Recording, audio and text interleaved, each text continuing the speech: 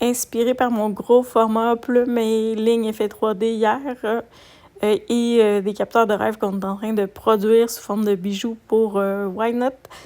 J'ai décidé de faire une toile capteur de rêve parce que je l'avais en tête depuis un petit moment et je suis dans les plumes depuis un certain temps, donc je m'en inspire pour faire la prochaine toile.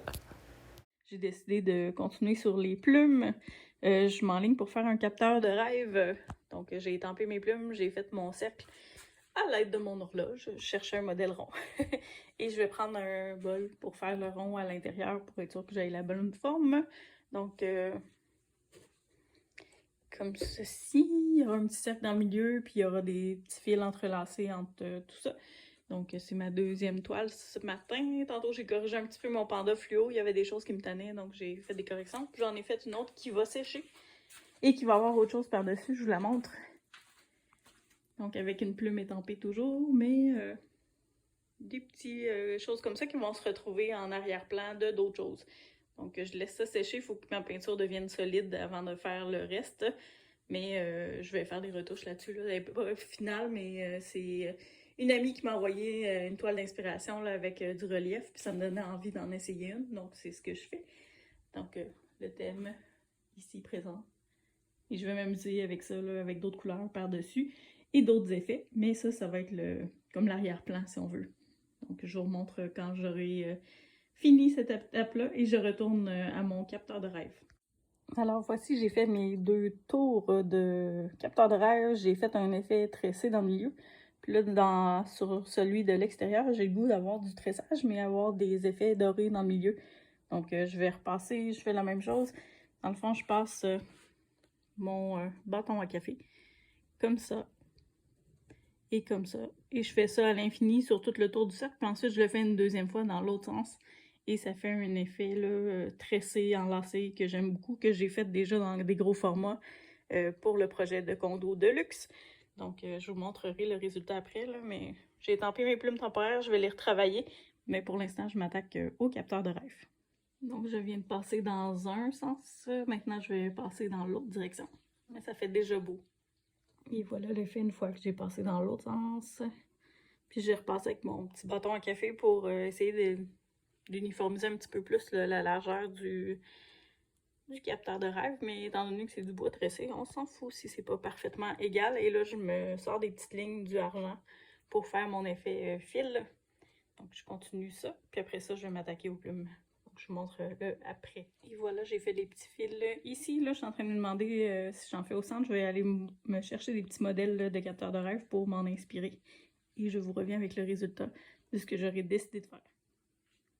Alors, voici le résultat final du capteur de rêve à l'intérieur. J'ai remis un petit peu de gris pailleté dans le milieu, dans le petit cercle, parce qu'en étirant mes lignes, ben, il me manquait un petit peu de peinture, donc j'en ai remis, puis j'ai mis du brillant aussi au centre, donc le cercle du capteur de rêve est pas mal fini. J'ai remis du brillant sur mes plumes, je m'attaque à ça. Je vais les travailler maintenant. En les montant, en les reliant jusqu'au capteur de rêve. Puis après ça, je vais faire des petits effets sur le fond de la peinture, délicats, subtils. Mais c'est là que je suis rendue pour l'instant. Et voilà le travail. Je viens de finir mes plumes. Je les ai faites très échevelées. Souvent, les capteurs de rêve, c'est des plumes couettées un peu plus. Je les aime vraiment. Je pense que c'est mes préférés à date là, pour les effets plumes. Avec le capteur de rêve, là, je m'attaque au fond. Je vais faire des éclaboussures translucides. Je veux rien trop charger. Je vais voir si j'ajoute autre chose par après. Mais je vais commencer avec du translucide et me décider si je fais d'autres détails par la suite. Je vous montre le fond de plus proche. J'ai fait des éclaboussures translucides avec des brillants. Ça va sécher, donc on va perdre l'effet un petit peu luisant, mais ça va quand même faire un effet de fond, le fun. Donc, il y a plein d'éclaboussures partout sur la toile. Ça fait très brillant, ça scintille de partout. Puis les couleurs, ben, étant donné que j'ai utilisé des couleurs métalliques, là, ça va faire des belles variations. J'aime beaucoup mes plumes, mais j'aime aussi beaucoup la tresse autour. Donc voilà, premier essai pour un capteur de rêve. Je me suis bien amusée. Je m'en vais me laver les mains. Bye! Suite à ma grosse toile plume hier, j'ai eu envie d'en refaire une plus petite. Celle-là, c'est une 16 par 20 sur fond noir. Donc je m'amuse, j'ai fait 2 plumes. J'ai fait des lignes vraiment délicates. Celle-là, j'ai été beaucoup moins chargée que les autres. Et je vais mettre du relief par-dessus avec des lignes dorées qui vont sécher, qui vont devenir moins luisantes, mais qui vont rester brillantes. Donc, je m'amuse à faire le fond, puis je vous montre le résultat après. Et voilà, la toile finie. Je me demandais si je faisais des petits points de peinture, des petites éclaboussures, mais je pense que je vais la garder simplement avec des lignes comme ça. Je l'envoie au séchage, puis je vous montrerai le résultat final, mais je l'aime vraiment. Avec des plumes, de la légèreté, puis du brillant. Toutes les conditions réunies pour une toile que j'aime avec du noir dehors. Ça fait chic, ça fait glamour. Donc, je l'aime beaucoup.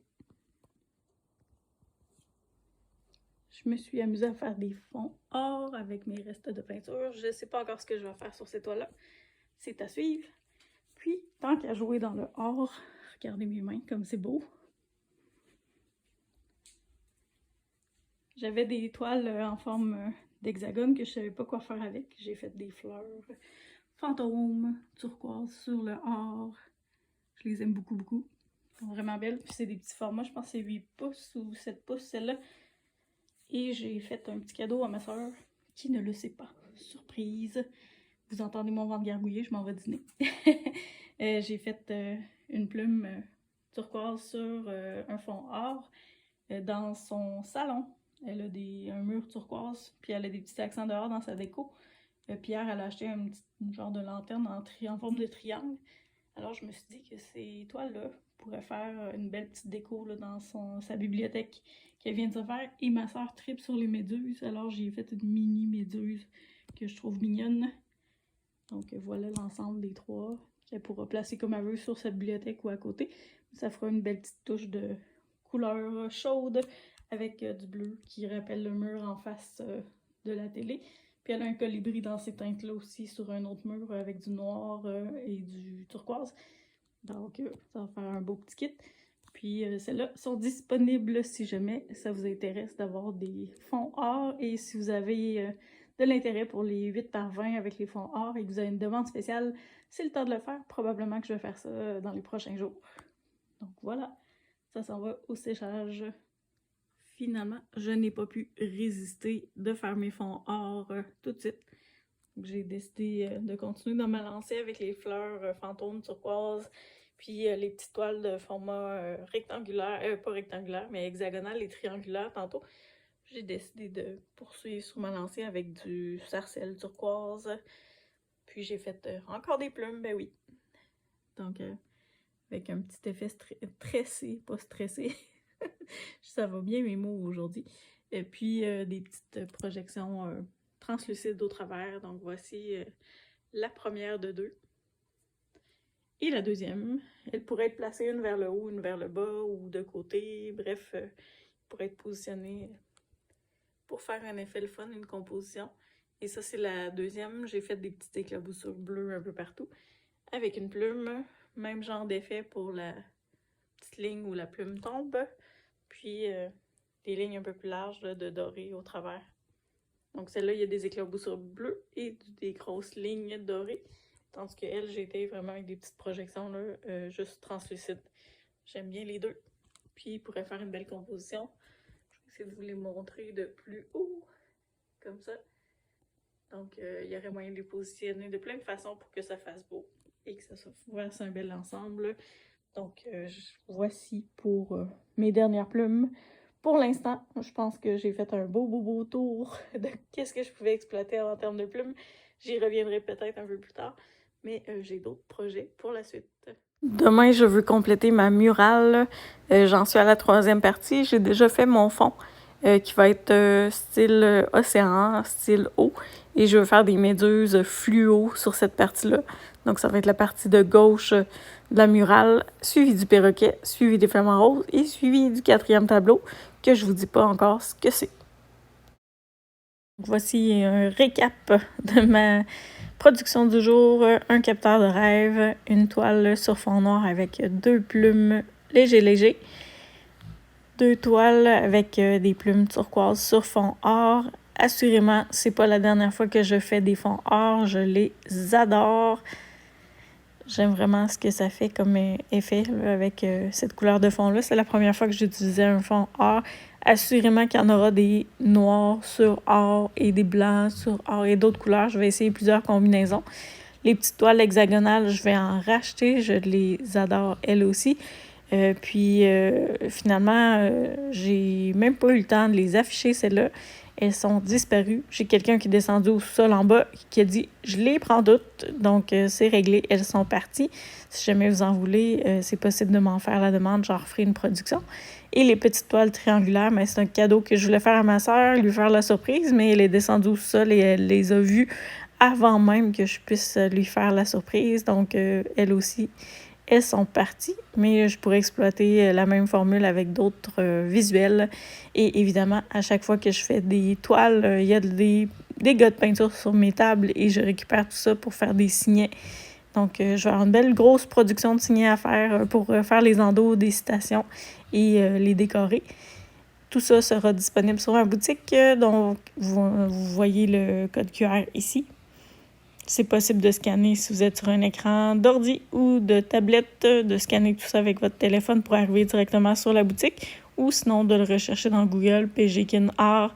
Vous allez arriver sur ma boutique, qui est une boutique de Square.